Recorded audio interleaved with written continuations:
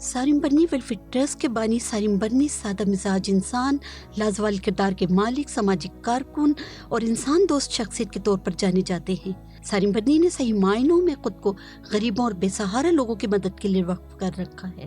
سارم برنی 1980 سے قائم اپنے بھائی سماجی کارکن، سابق نگراں وفاقی وزیر انصار برنی ایڈوکیٹ کے انصار برنی ویلفیئر ٹرسٹ انٹرنیشنل میں بطور وائس چیئرمین کام کرتے رہے ہیں۔ 2012 میں دونوں بھائیوں میں شدید اختلافات ہوئے، جس کے بعد سارم برنی نے انصار برنی ویلفیئر ٹرسٹ سے علیحدگی اختیار کر لی۔ سارم برنی 1990 میں ہی اپنے ٹرسٹ کی بنیاد رکھ چکے تھے۔ انصار برنی ٹرسٹ سے علیحدگی کے بعد سال 2012 میں انہوں نے اپنی اہلیہ عالیہ کے ہمراہ اپنے ٹرسٹ سارم برنی ویلفیئر ٹرسٹ کو چلانا شروع کیا۔ ٹرسٹ کی جانب سے بے گھر خواتین اور بچوں کو شیلٹر مہیا کیا گیا، جبکہ ضرورت مند افراد کی امداد کا سلسلہ بھی جاری ہے۔ ادارے کی جانب سے کئی بے سہارا لڑکیوں کی شادیاں بھی کروائی گئیں۔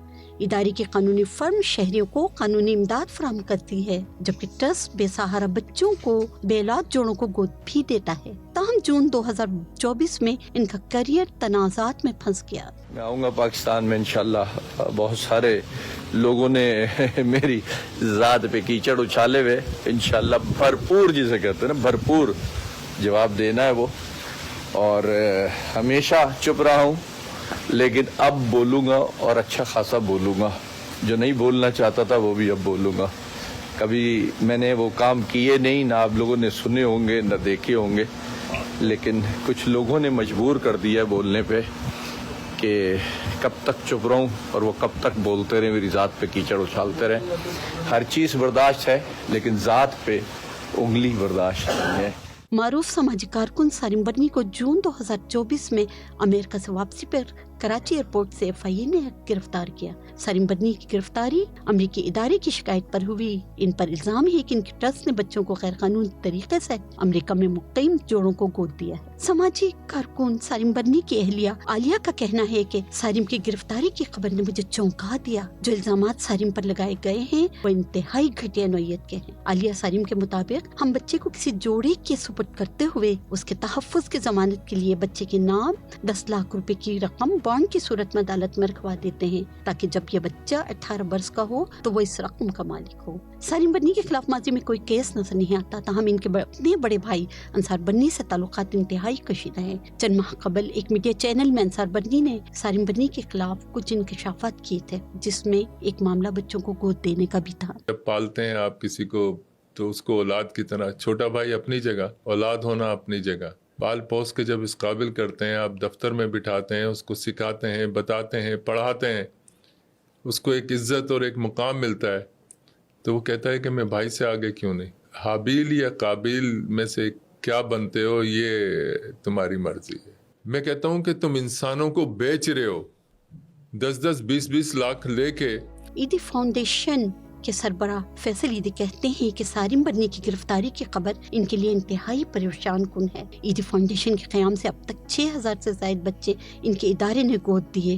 ان بچوں میں بڑی تعداد پاکستان میں مقیم بے اولاد جوڑوں کے پاس ہے، جبکہ امریکہ، برطانیہ اور کینیڈا میں بھی بچے گود دیے گئے۔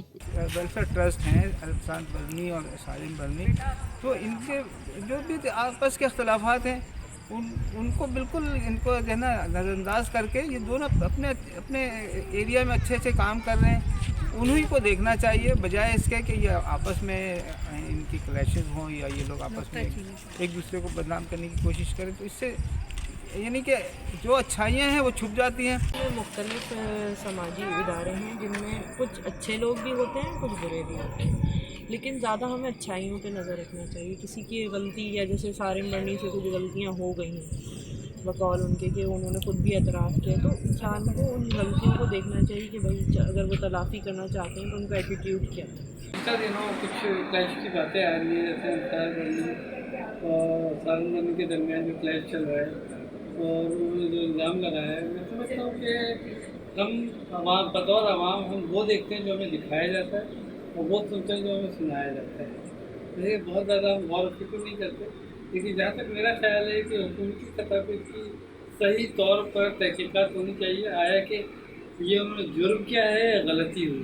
کس طرح کی کمپٹیشن ہے سمجھ میں نہیں آ رہے۔ फिर अगर आप अल्लाह की रज़ा के लिए कर रहे हैं तो ऐसा तो कुछ होना ही नहीं चाहिए। मैं तो बहुत ज़्यादा, मुझे समझ नहीं आती है कहाँ से मैं मोहम्मद बिन कासिम कहाँ से आया। सारे मीर जाफिर मीर सादिक ही लग रहे हैं मुझे तो। इस तरह की हर फील्ड में गद्दारी, हर फील्ड में वो है मकसद खुद गर्जियाँ। बच्चों की स्मगलिंग केस में सारिम बर्नी ने सिंध हाई कोर्ट से रुजू कर लिया है। पाकिस्तान और बैरून ममालिक मुकीम लोग सारिम बर्नी की खिदमत को सराहते हैं। उनका कहना है कि दस्तावेजात में दत्ताजाद एक इंसानी गलती तो हो सकता है, लेकिन सारिम बर्नी को जुराइम पेशा शख्स नहीं कहा जा सकता। मुमकिन है सारिम के खिलाफ इस कार्रवाई में इनके अपने शामिल हो, जिनसे इनके शदीद इख्तलाफात हैं।